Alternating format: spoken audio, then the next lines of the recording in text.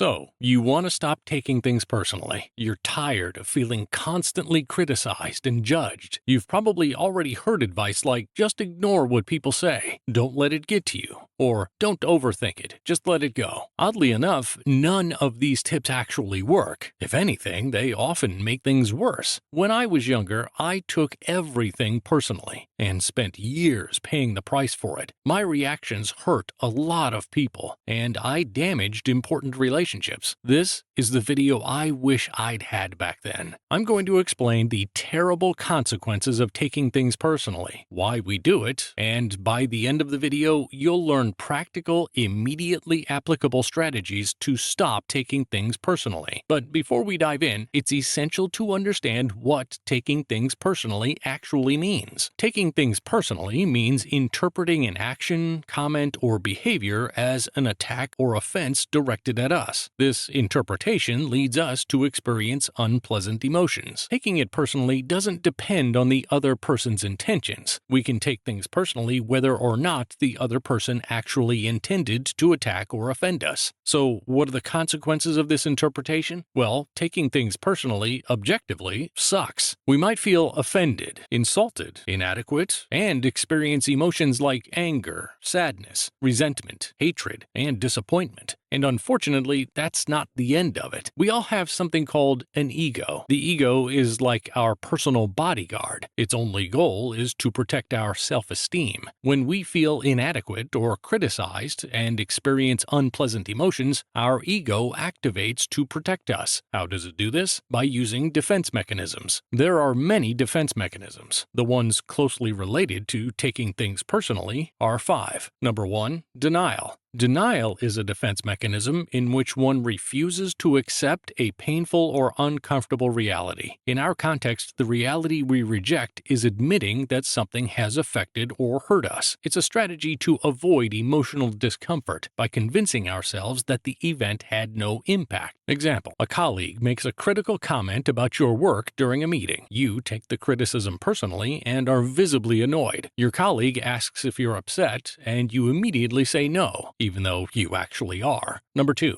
Acting out. Acting out is a defense mechanism where an individual expresses internal emotions or conflicts through external behaviors, often impulsive or destructive. This can manifest as outbursts of anger, risky behaviors, or actions that jeopardize one's own or others' well-being. Example, your boss criticizes your work in front of everyone, and feeling attacked, you respond aggressively, eventually cursing them out and quitting your job. Number 3. Passive-aggressive behavior. Passive-aggressive behavior involves expressing resentment or anger indirectly without openly addressing the person or situation causing the discomfort. It may take the form of sarcasm, veiled comments, or avoidant behaviors. Example, a friend makes a comment about your outfit saying, "Wow, that sweater is unique. Do you wear it often?" And you passively-aggressively respond by saying, "Oh, thanks. I'm lucky to have a fashion expert friend like you. Maybe next time I should ask you how to dress." Or instead of responding directly, you ignore your friend for the rest of the night, responding in monosyllables. When they suggest doing something together, you vaguely reply, "We'll see. I've been really busy lately," without giving further explanation. Number 4. Displacement.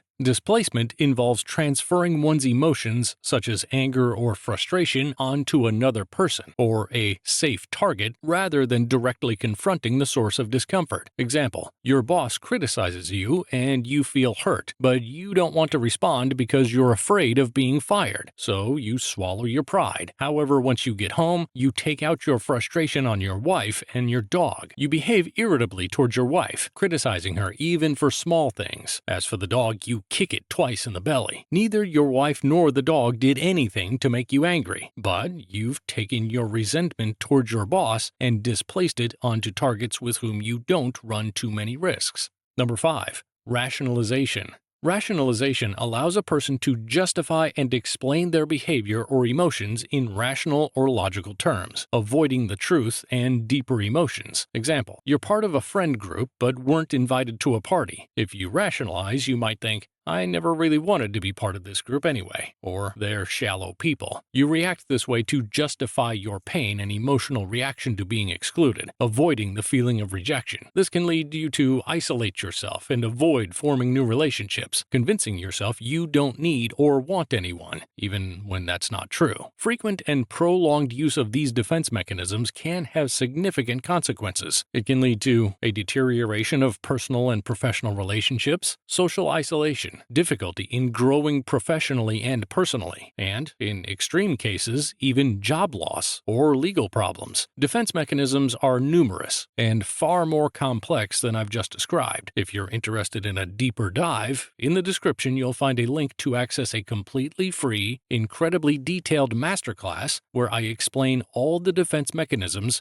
and how to manage them. There are 3 other harmful consequences of taking things personally. The first is that after feeling attacked, we may end up labeling that person. In what way? By thinking they're an idiot, a moron, a jerk, or a loser. You get the idea. The problem with labeling is that we tend to see others in a consistently distorted way. In reality, there are no idiots, fools, or jerks. There are people with ideas, behaviors, and values different from our own. This kind of labeling not only distorts our perception of others, but can also negatively affect our future interactions with them. It predisposes us to seek confirmation of our label, ignoring behaviors that contradict it. Tell me, how do you act around someone you consider an idiot, moron, or jerk? How can a relationship like that develop? The second consequence is a concept called rumination. Have you ever found yourself obsessively thinking about a situation that hurt you, constantly dwelling on the same thoughts, mentally reconstructing the scene, imagining responses you didn't give? Well, that's rumination. Rumination is a mental process where a person gets stuck in a loop of negative thoughts, replaying the hurtful event over and over without reaching a resolution. It's like a film that rewinds and starts over from the same point, consuming mental and emotional energy. The problem with rumination is that it amplifies our frustration and sense of offense. Every time we rethink the episode, we relive it, intensifying the unpleasant emotions. The third and final consequence of taking things personally is that it makes it practically impossible to receive feedback or constructive criticism. This puts you in a position where you can't learn from your mistakes, or worse, you're not even able to identify and accept them, let alone improve. Okay, now that this is clear, why? Why do we end up taking things personally? And perhaps even more importantly, how do we stop? There are 6 reasons that lead us to take things personally. 1. The most significant one by far is low self-esteem. Countless studies have shown links between low self-esteem, problems with emotional regulation, and increased sensitivity to criticism. When we have low self-esteem, we're more inclined to interpret others' words or actions as negative judgments about us. A joking comment, constructive criticism, or even a simple observation can turn into confirmation of our insecurities. It's like having an open wound. That comment hurts. The open wound represents our low self-esteem, and the comment is a finger pressing down on this still bleeding wound. If you think you're not good enough, it's possible to believe that others share the same negative ideas you have about yourself. If you're so self-critical, hurting yourself, you might hate additional pain, especially if it comes from other people. There's a fuel that keeps feeding our low self-esteem. Imagine having a friend who constantly criticizes you, tells you you're worthless, that you're a failure, that you'll never achieve anything meaningful in your life. How long would you stay friends? Probably not long, right? Yet for many of us, this friend is the person we spend the most time with. It's called our internal dialogue. This internal dialogue becomes dysfunctional when it's a constant stream of self-critical thoughts that convince us we're inferior, inadequate, and never enough. So the first practical tip to improve your self-esteem, and thereby taking things less personally, is to start paying attention to your internal dialogue and begin challenging it. I'll give you a personal example. Until a few days ago, I believed I was at least a decent writer. Then I discovered Mario. Mario is a retention specialist who's worked with big names like Mr. Beast. His job is to analyze and improve videos to make sure viewers stay glued to the screen and come back for more. I watched Mario analyze the first minute of several YouTube videos. It was a bloodbath. He found 10 to to 15 flaws in almost every video. He talked about things I'd never thought about before. After the video, I thought, I suck. Believe me, the following hour was horrible. Then I decided to confront that little voice in my head telling me how pathetic I was. I asked myself, hey Valentino, why do you think you suck? After a while, I realized that most of the videos he critiqued were in the entertainment genre, a field I've never worked in. Of course, I hadn't thought about certain things. I also noticed that I avoid some mistakes others make, and I discovered a lot of new ideas for improvement. So I asked myself, do I really suck that much? What does sucking even mean? It's not objective.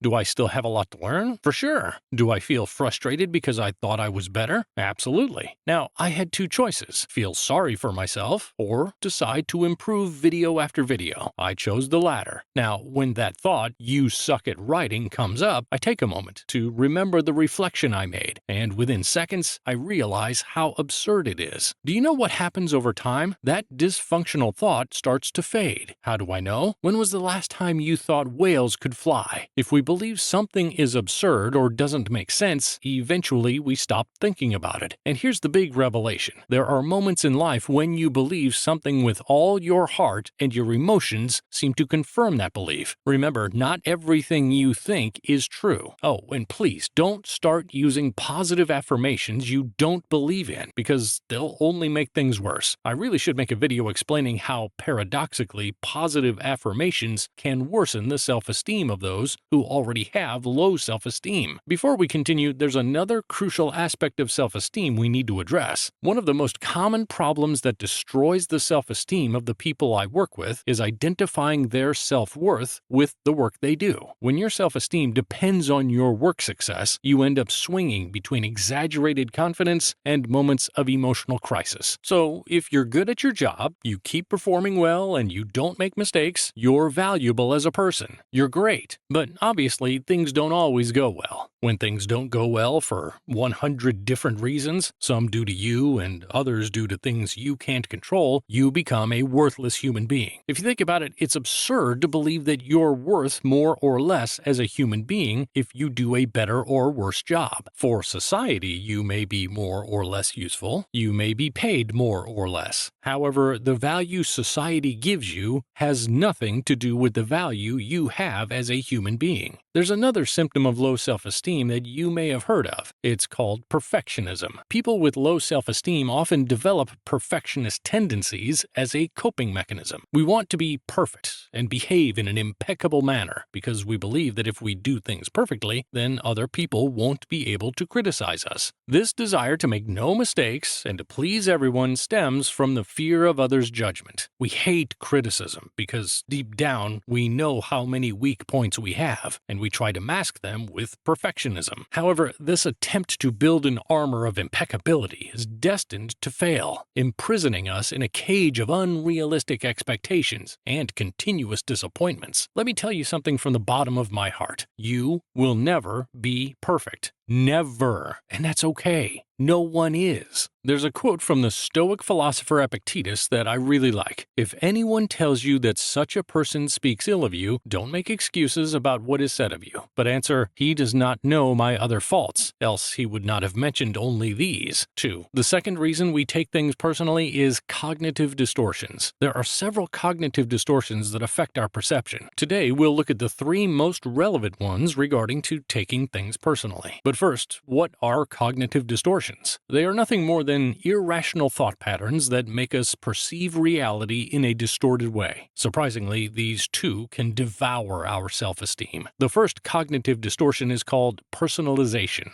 This distortion leads us to interpret any behavior or event as directly related to us, even without evidence. It makes us believe we are the cause of others' emotions and actions, increasing our sense of being judged. Example, Marco organizes a dinner with colleagues and notices that one person is less sociable than usual. He immediately starts thinking that his colleague's behavior is due to something he said or did wrong. He doesn't consider that this colleague might simply be tired or worried about something personal personal. In this case, Marco is personalizing a behavior that might have nothing to do with him. To manage this cognitive distortion, imagine the situation happened to a friend of yours. You must act as a judge, and judges can only reach conclusions based on overwhelming evidence. So ask your friend, what concrete proof do you have that the behavior or situation is because of you? Trust me, often you'll find that there's no solid evidence, just speculation. The second step is to explore alternatives. Ask yourself,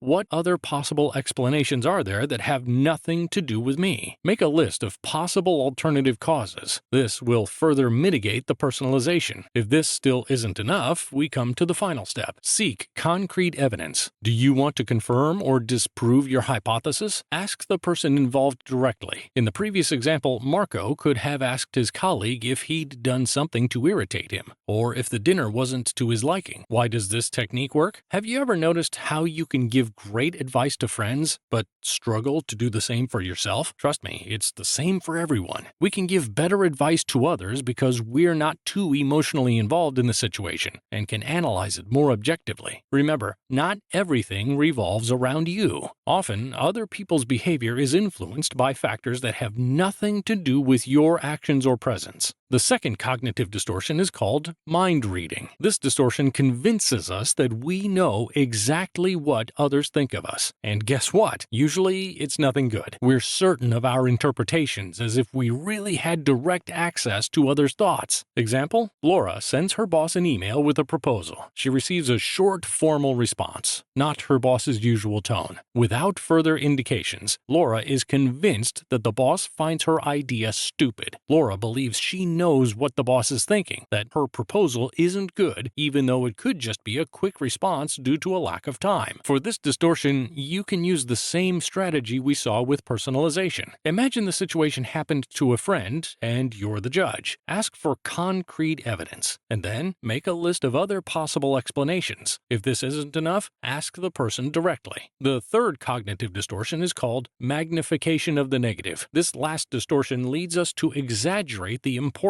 of the negative aspects of a situation while minimizing the positive ones. It's as if we're using a magnifying glass focused only on mistakes, problems, and criticisms, amplifying them to the point of overshadowing everything else. Example, Chiara, a talented project manager, receives feedback from a client on her latest project. The client is thrilled and praises her work, but adds a small suggestion for future improvement. What does Chiara do? Instead of celebrating the overall success, she fixates obsessively on that single comment. That small note suddenly becomes a huge critical remark, leading her to take a simple suggestion personally. How to manage this distortion? 1. Use the friend's perspective. If that comment were made to a friend, how would you interpret it? 2. Analyze. Write down all the elements of the feedback, both positive and negative. Once finished, ask yourself, is the feedback more positive or negative? 3. Use the rule of 10. In 10 days, how relevant will that negative comment be?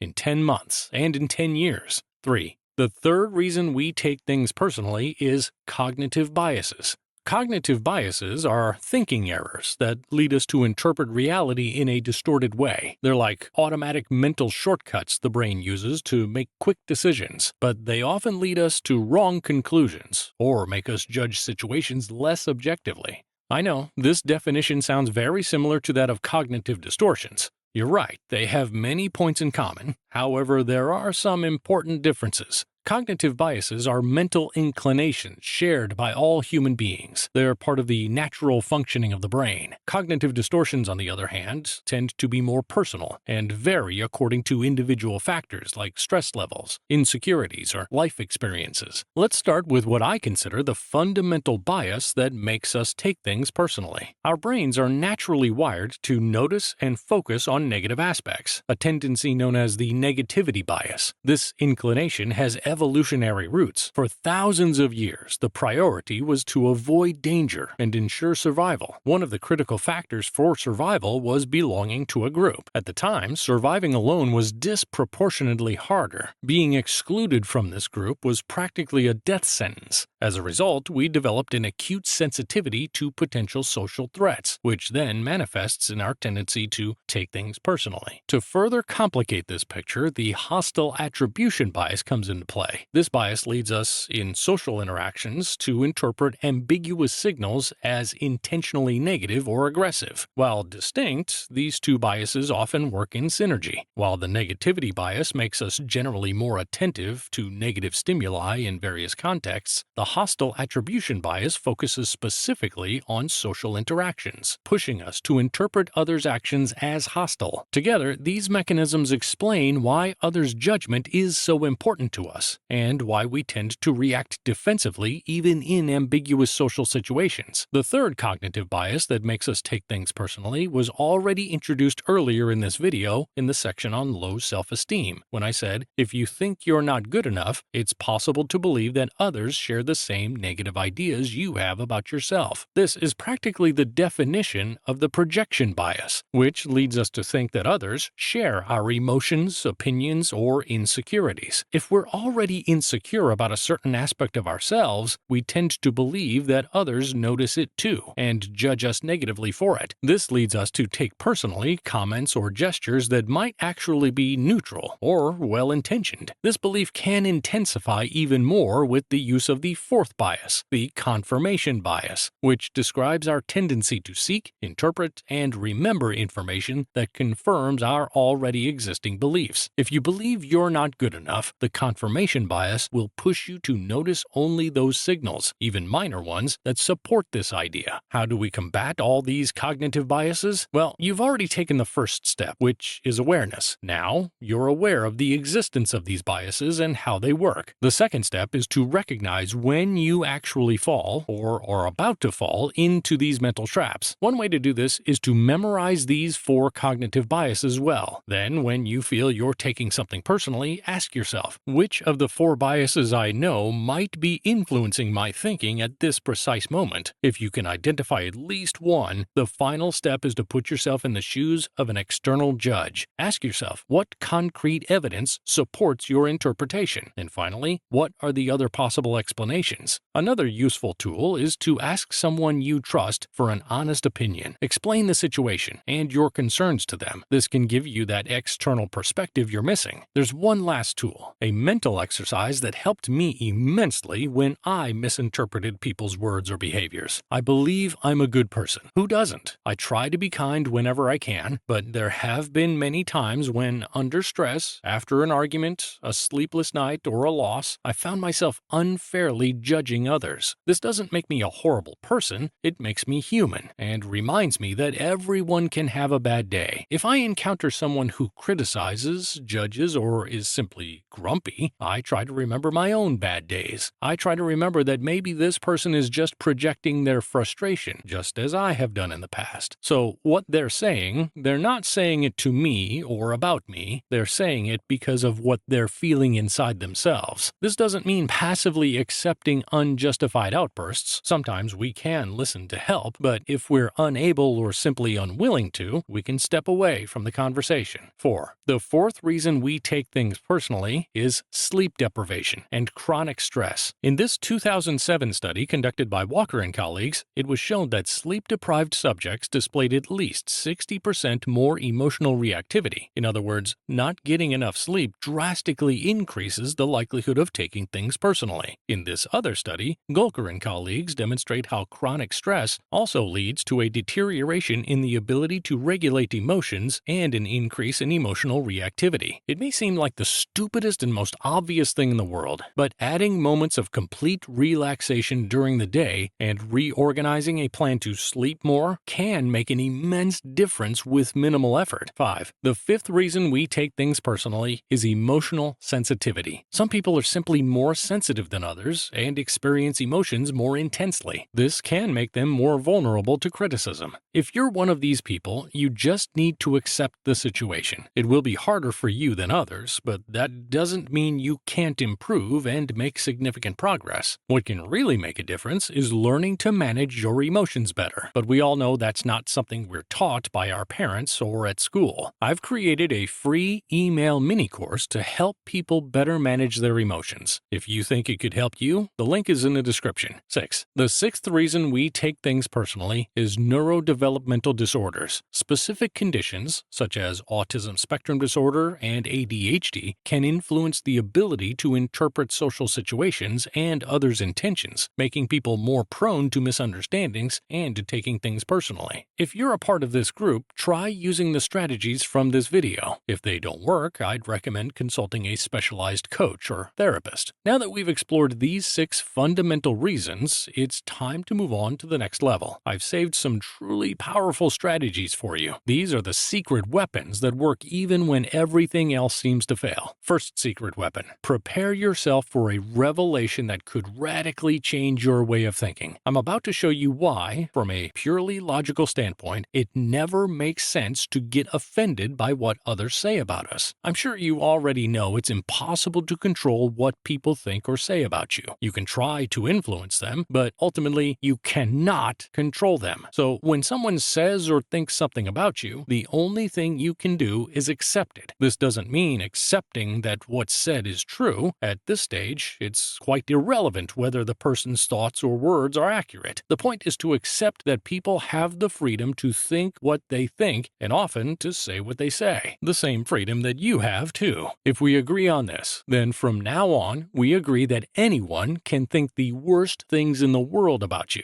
and they can also say the worst things about you. I don't want to get into the branch of defamation. Try to stay with me on the principle and concept. Seneca is one of the most well-known Stoic philosophers in the world. At the time, he taught a method for dealing with insults based on 2 principles. First principle: if what's being said is true, then there's no reason to be offended. Nothing wrong has been stated. Only the truth has been reported. Would you get angry at someone for saying, "You're a human being"? It would make no sense. However, if what they say is true and we still feel hurt, it means we need to work on ourselves. In that case, the person has just given us a gift, teaching us that we can still improve. Second principle: if what's being said is false or inaccurate, once again, there's no reason to be offended. This person has just said something that doesn't make sense. Would you get angry at someone who says, "You are not a human being"? It would make no sense. However, if we know what's being said is false, and yet we still feel hurt, it means we need to work on ourselves. So once again, that person has given us a gift, teaching us that we can still improve. So before reacting or responding, always ask yourself, is what they said true or false? And remember the final conclusion in either case. The demonstration I've just given is incredibly valid. In theory, if we were purely logical beings, it would be enough to stop taking things personally. But of course, we're not just made of logic. Our emotional side plays a huge role. So prepare yourself for the second secret weapon. Second secret weapon. There are 6 steps to manage this emotional part of us. Step number 1, recognize that you've taken it personally. This shouldn't be too difficult. As we've seen, when we take something personally, we're interpreting an action, comment, or behavior as an attack or offense. This interpretation leads us to have an emotional reaction, where we experience one or more unpleasant emotions, so we can move on to step number 2, create space. If something strikes and bothers you, try to stretch the time between stimulus and response. Often, when our pride is hurt, we respond impulsively, but if we can recognize this impulsive urge and create space, then we'll be able to break the chain of impulsivity and can move on to step number 3, recognize and accept the emotion you're feeling. It may seem counterintuitive, but the moment we fully recognize and accept our emotions without judgment, we make them easier to manage. If they're easier to manage, the probability of responding in the way we want drastically increases. The emotions indicating you've taken something personally can include anger, frustration, resentment, hatred, or sadness. Ask yourself, what emotion am I feeling? Step number 4, it's not you, it's them. When someone criticizes or judges you, remember,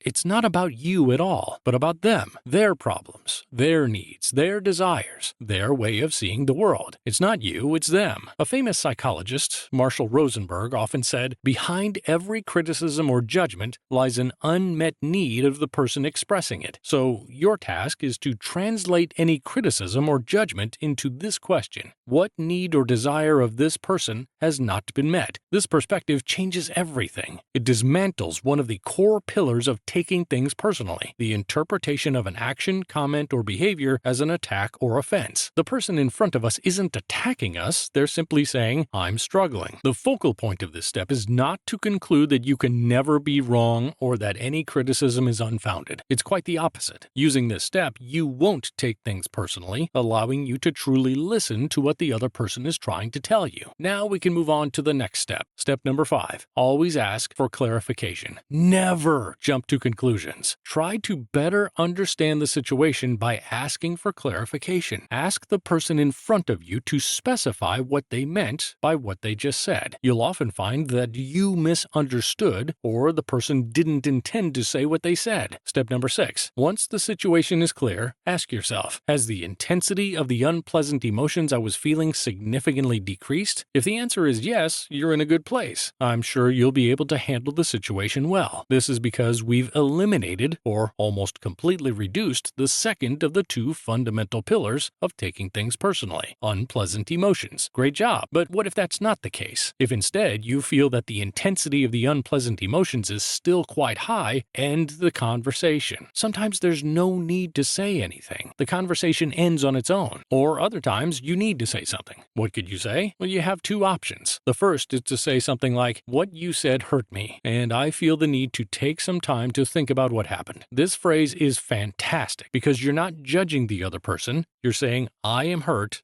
and I need time." However, I understand that not everyone can use this in emotionally intense moments. It takes courage and vulnerability to admit that something hurt you. So, you can use this second option. I'd prefer to talk about this topic later. Once you've taken this break, you have 3 options. The first is to re-watch this video. It will help, trust me. The second is to process your emotions alone. The third is to work through the situation and what you're feeling with someone you trust. Sometimes a friend or partner is enough, while other times you may need a more professional figure, like a coach or therapist. At this point, it's essential that I explain something to you. There are situations where it's better and more useful to prevent rather than cure. One of the most common mistakes of people trying to improve themselves is that they tend to believe that they always and only have to work on themselves, which, believe me, in most cases is true. But there is a minority of cases where there isn't much else you need to do on yourself. Sometimes you just need to change what's outside of you. There are people who communicate in a hypercritical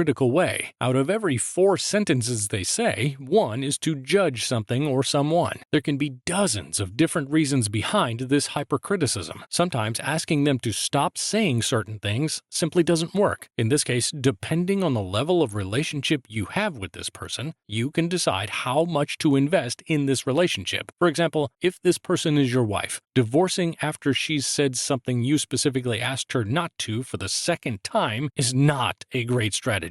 In that case, trying and trying again to find a solution is the most sensible choice. But if this person is just an acquaintance, you don't need to invest so many resources. It's always wise to try to build a communicative bridge and make your position understood. But if this isn't respected, it's okay to end the relationship. I know, ending relationships can be incredibly difficult and painful, but at the same time, it can be the best thing for everyone. Oh, don't get me wrong, I see you. I know you're looking for an excuse to tell your wife or husband to fuck off. Let me tell you a story. I once met a couple where the wife, every time the husband made a mistake or forgot something, would tease him, even in front of others. Once at a family lunch, he forgot to close the gate. And she commented with a laugh, "Mr. Forgetful, the day he stops forgetting something every day, I'll start worrying." The husband saw these jokes as attempts to ridicule him. This behavior made him feel frustrated and angry. He didn't feel respected by his wife anymore. The main problem with this story is that the husband had never communicated this frustration to his wife. To him, the situation was obvious. He believed that his look and attitude after such comments were enough to make her understand that it bothered him and that she shouldn't do it anymore. Clearly, this strategy never worked, as the wife never changed her behavior. After chatting with the husband for about half an hour, I managed to make him understand that his wife couldn't read his mind, and that it wasn't her responsibility to even try. It was essential that he expressed his emotions in a way that would allow his wife to understand him without feeling attacked. He said to her, "When you called me Mr. Forgetful and said you'd start worrying the day I stopped forgetting something every day, I felt hurt and frustrated. I thought you were trying to ridicule me in front of everyone, although I believe that wasn't your intention.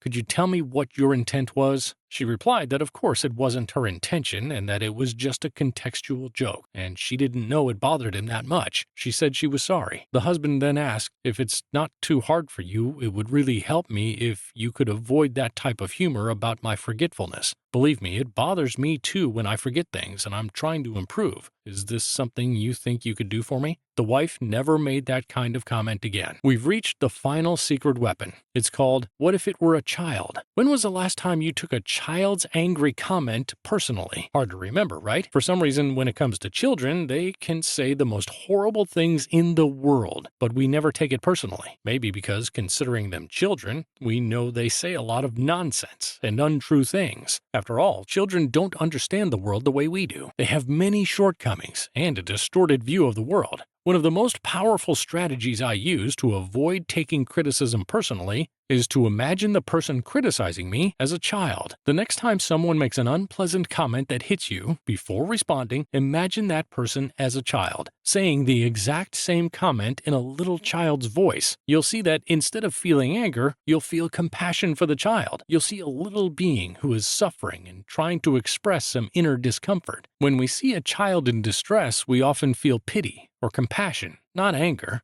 Today we've seen 4 cognitive biases that lead us to take things personally, but there are over 200 cognitive biases. That's a lot, and it's nearly impossible for an average person to remember them all. That's why I made a video where I managed to condense almost every type of cognitive bias in less than 30 minutes. You can find it here or in the link in the description.